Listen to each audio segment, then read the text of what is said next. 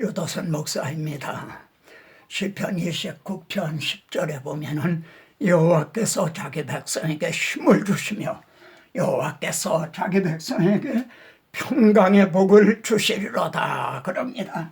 오늘 말씀을 통해서 여러분 힘을 얻고 더 얻으시길 바랍니다. 오늘은 하나님의 구원계획 127번째 시간으로 사도행전입니다. 특명, 복음으로 세계를 정복하라. 특명, 복음으로 세계를 정복하라. 여호와께 물으라. 우리 사도행전에서요, 사도행전이 구약의 어느 성경하고 서로 상통합니까?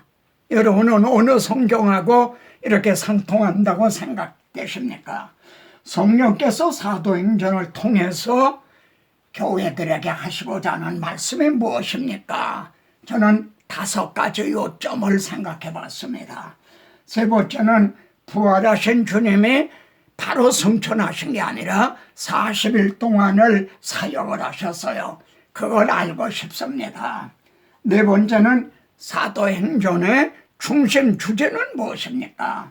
5번째는 강림하신 성령께서는 복음을 어떤 방도로 증언하셨습니까? 저는 이 2가지 요점을 말씀드릴 겁니다. 그리고 마지막으로 사도행전에 등장하는 중요한 3교회가 있습니다. 이 사명이 무엇입니까? 첫째로 사도행전의 구약에 어느 성경과 상통합니까? 전투하는 교회인 여호수아서입니다. 그래서 저는 여호수아서를 증언하고 사도행전으로 옮겨온 겁니다.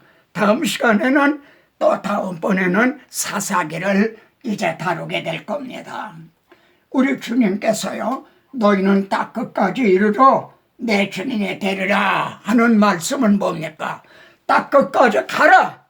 그리고 정복을 해라. 이런 뜻인 거죠. 너희는 가서 모든 민족으로 제자를 삼으라. 그러시죠. 이 말씀의 여호수아서를 보십시오. 너는 일어나 내가 그들에게 주는 그 땅으로 가라. 그 땅을 가서 정복을 해라. 사실 이 구약시대는 무력으로 정복을 했어요. 그런데 우리는 복음으로, 하나님의 사랑으로 정복을 하는 거죠. 이 점이 서로 상통하는 겁니다. 이 세상 임금이 심판을 받았습니다. 내가 세상을 이겨온노라. 이 세상 임금, 사탄을 이 세상 임금이라고 그래요. 근데 내가 세상을 이겼다. 그러니까 너희도 이길 수가 있다. 그 복음이 예루살렘으로부터 시작됐어요. 그래서 유다와 사마리아까지 말이죠. 이렇게 확장이 됐죠.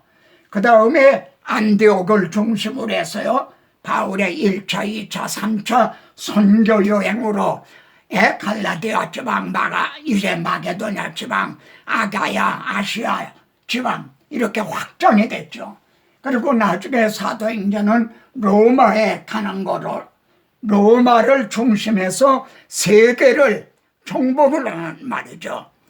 이런 구도로 되어 있습니다. 그래 딱 끝까지 이르러 내 주민이 되리라.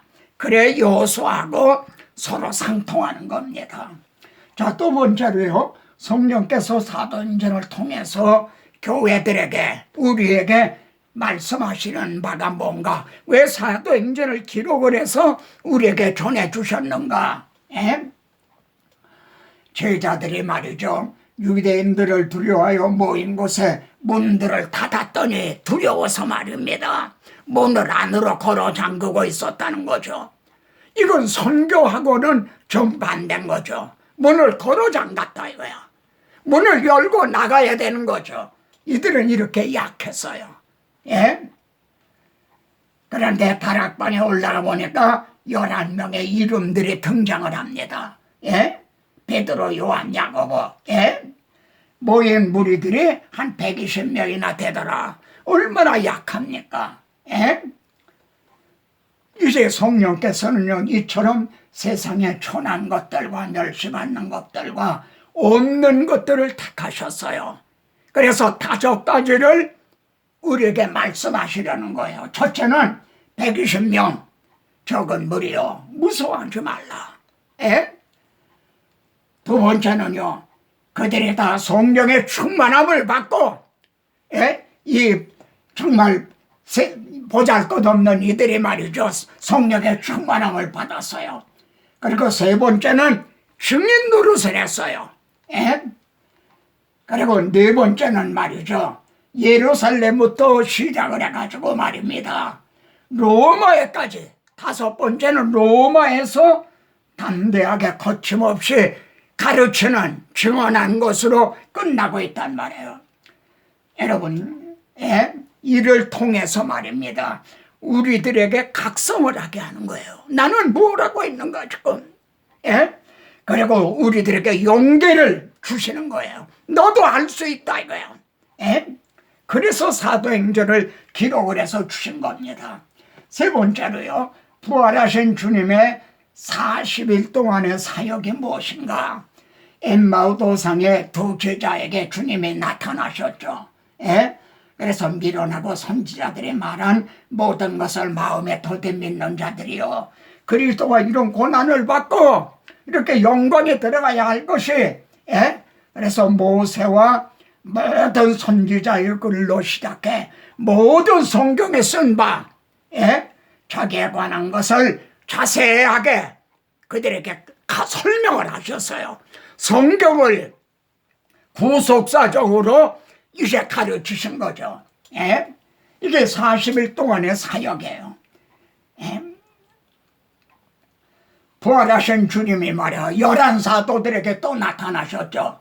모세 율법과 선지자와 시편에 나를 가르쳐 기록된 모든 것이 이루어져야 하리라 하지 않았느냐. 역시 주님은요, 성경을 교훈적으로 보는 게 아니라 구속사적으로 보고 계시는 거예요. 마음을 열어서요, 성경을 깨닫게 하셨어요. 이게 바로 승천하시지 아니하고 40일 동안 머물러 계신 그 사역입니다. 그리고 확실한 만원 증거로 살아계심을 나타내 40일 동안 말이죠, 하나님의 나라 일을 말씀하셨습니다. 가르치셨어요. 그래서 주민들의 놀라운 변화를 보세요. 이 사도행전은요, 설교가 19번 등장해요. 그런데 베드로 보십시오. 하나님께서 정하신 뜻과 미리 아신 대로 이제 자기 아들을 내주셨다는 거예요. 이게 얼마나 달라졌습니까? 주여 십자가 지시면 안 됩니다 그러던 베드로, 주님을 3번이나 부인하던 베드로가 아닙니까? 그런데 하나님이 미리 정하신 대로 내주신 것이다.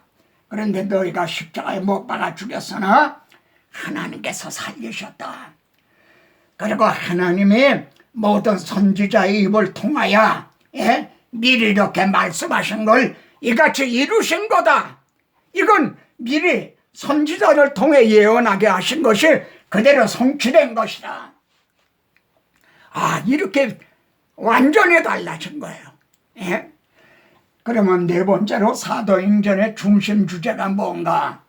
하나님의 나라로 시작을 해서요, 하나님의 나라로 마치는 거, 이게 사도행전입니다.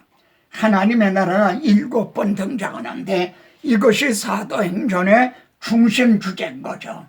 그러면은 하나님의 나라는 어떤 방도로 세워지는 겁니까? 느부갓네살 왕에게 신상을 꿈으로 계시하셨죠. 거기에 4나라, 바벨론, 바사, 헬라, 로마가 발의 나라에 해당이 되는데 말이죠. 이 여러 왕들 시대 하늘의 하나님이 한 나라를 세우시리니, 이게 하나님의 나라인 겁니다. 그럼 어떻게 세우시는가? 사람의 손을 대지 아니한 돌이 나와서 말이죠, 신상에 발을 쳐서 부러뜨린 거예요. 이 발이 로마 나라인 겁니다. 예수 그리스도가 여인의 후예가 로마 시대에 나타나셔서 죽으시고 부활을 통해서 이제 이걸 깨뜨려 버리신 거예요. 사망 권세를 이기신 거예요. 예? 그래서 우상을 친 돌은 태산을 이루어 조그만 돌이었던 것으로 여겨지죠. 근데 점점 커지더니 태산을 이루어 온 세계에 가득하였나이다. 여러분, 이것이 사도행전에서 지금 성취돼 가고 있는 거예요.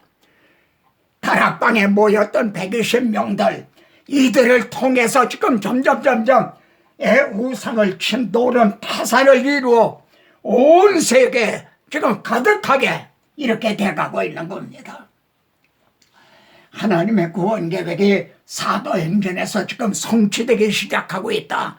또 이 점을 구속사적인 맥락에서 깨닫게 되시기를 바랍니다. 아담하와에게 생육하고 번성하여 땅에 충만하라, 이런 복을 주셨죠. 생육하고 번성했어요. 근데 죄악에 심한 번성한 거죠. 죄악이 가득하게 된 거죠.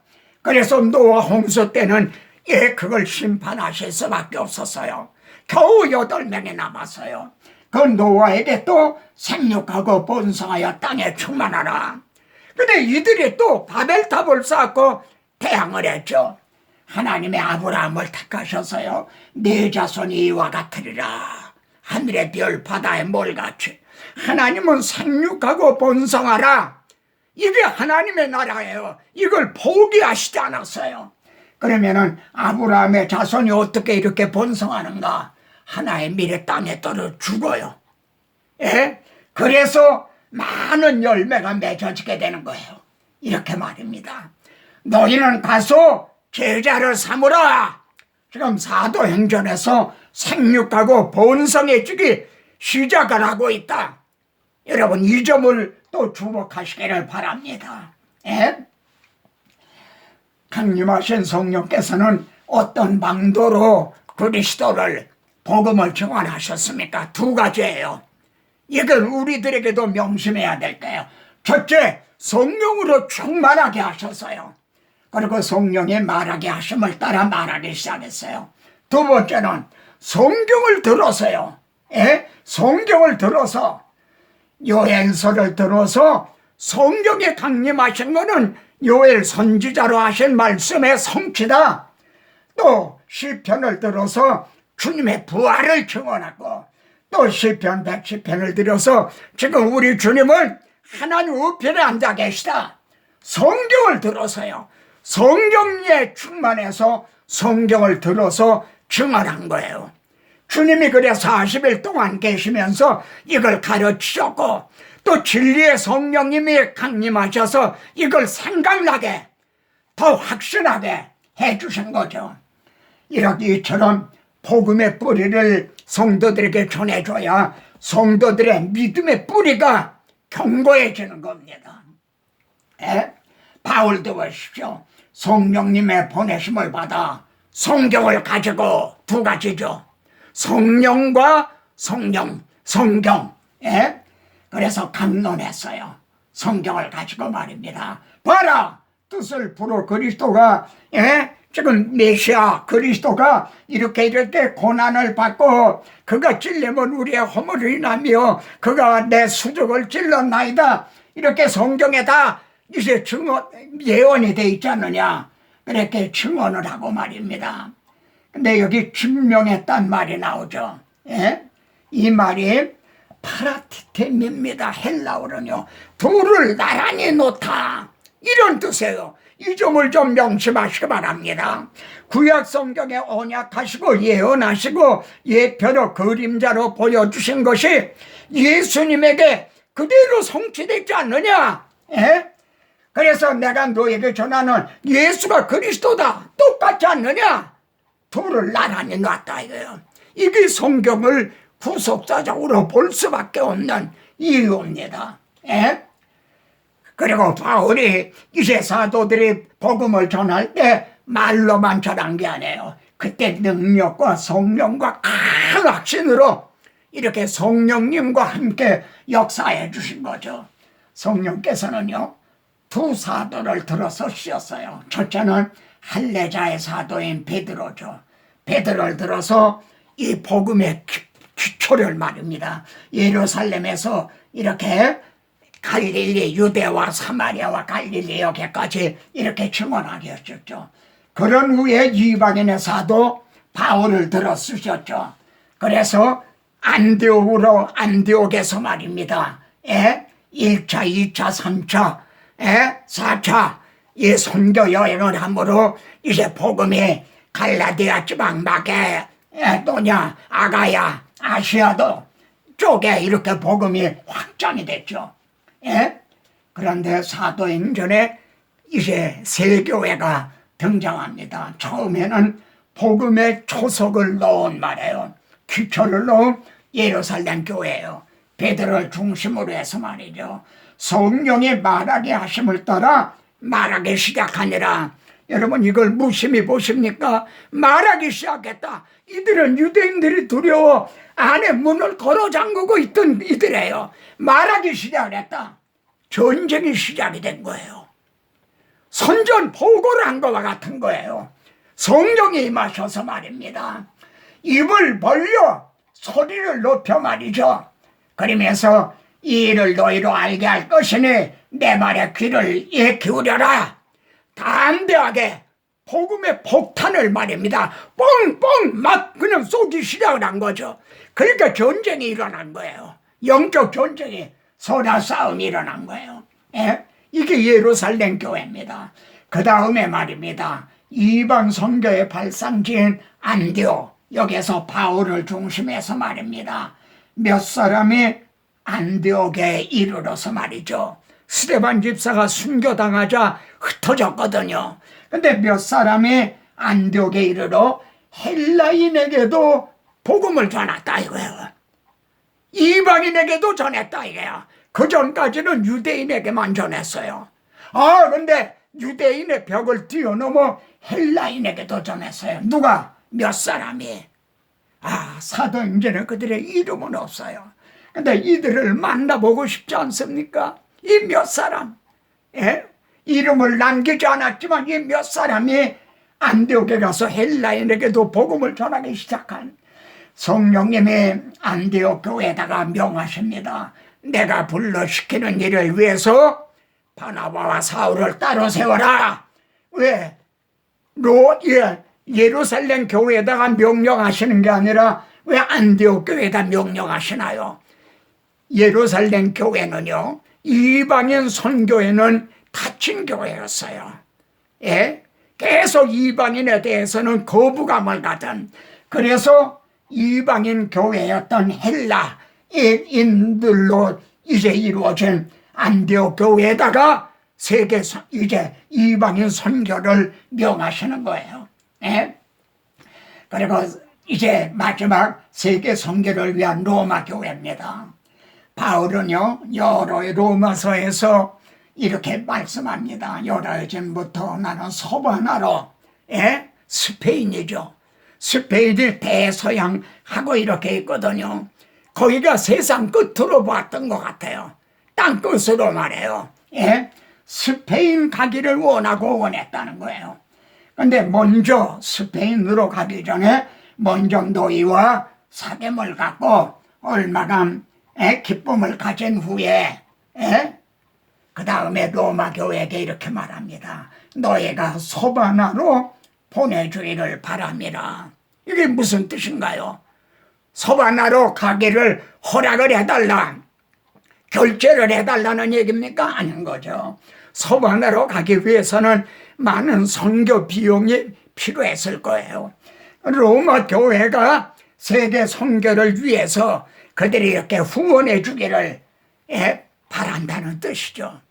세계 선교를 위한 거점 로마 교회입니다. 바울은 나중에 성령에 매여 예루살렘으로 올라가죠. 보라, 나는 성령에 매여 예루살렘으로 가는데 성령이 바울을 예루살렘으로 이끌고 가는 거예요. 가면 환난과 결박이 기다린다. 그래, 성도들은 가지 말라. 내가 달려갈 길고 주 예수께 받은 사명, 그 하나님의 복음을 증언하는 일을 마치려 하면은 나는 내 생명을 조금도 귀한 것으로 여기지 않는다. 내가 여러 번 죄에 왕래하며 하나님 나라를 전파했다. 그러니 이제는 내 얼굴을 다시 보지 못할 줄 알아. 여러분이 어찌 울어 내 마음을 상하게 하느냐?